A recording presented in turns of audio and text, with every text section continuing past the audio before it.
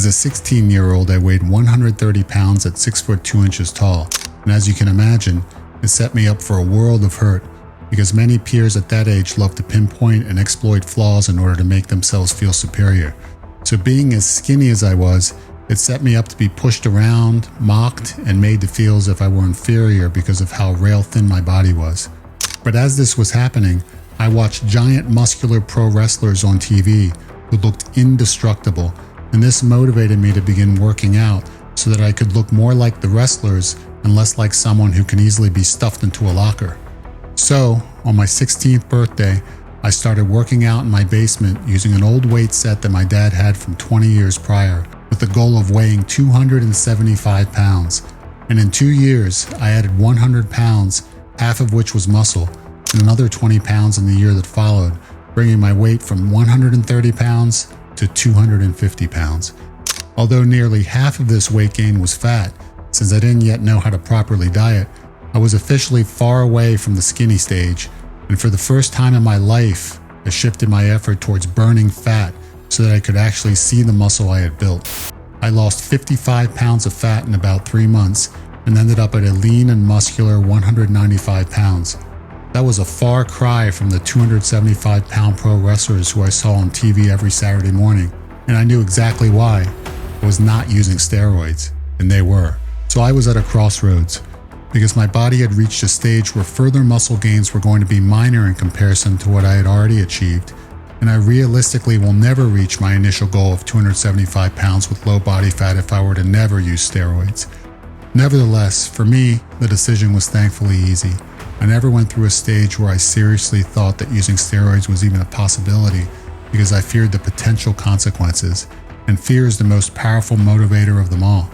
I knew that steroids always pose a risk to cardiovascular health, and injecting more of a hormone than the body needs puts unnecessary strain on everything, which over time leads to a risk of premature death. But perhaps the biggest motivating factor for me to never use steroids was the reality that if I started, it would be very difficult to stop, for 2 reasons.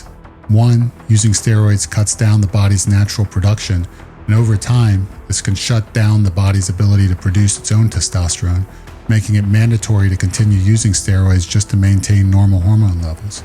And secondly, I knew that if I were to gain more muscle than I could naturally, then it would become the new standard by which I measured my own success, which would make it very difficult to abandon steroids due to the fear of muscle loss.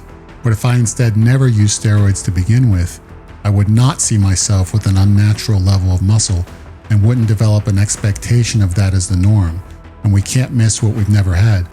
So it made absolutely no sense whatsoever for me to set a new unhealthy standard for myself when I could instead grow to accept what I had already achieved.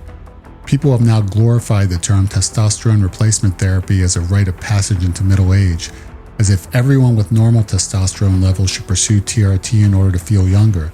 But the truth is, testosterone replacement therapy is steroid use, under the guise of being medically necessary, when in reality it's only necessary for those with clinically low levels that impact health.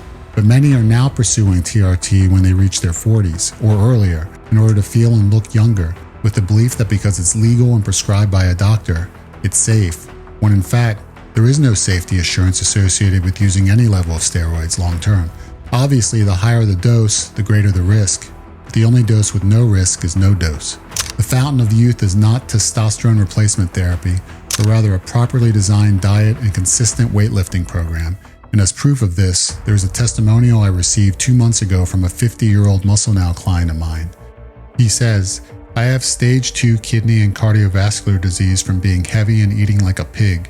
My calcium score was over 700, and I was pre-diabetic, but I'm 167 pounds now and feel better than ever.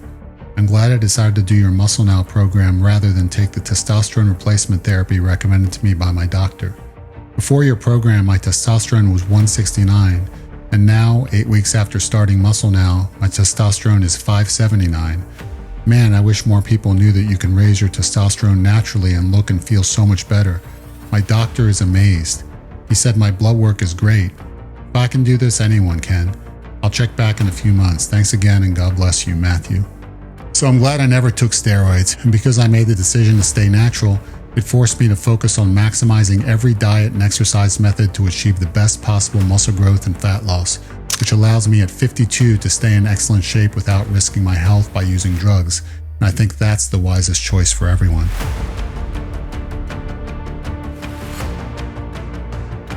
Please subscribe to the Incredibody YouTube channel because I will be cranking out weekly videos to help you transform your body and life.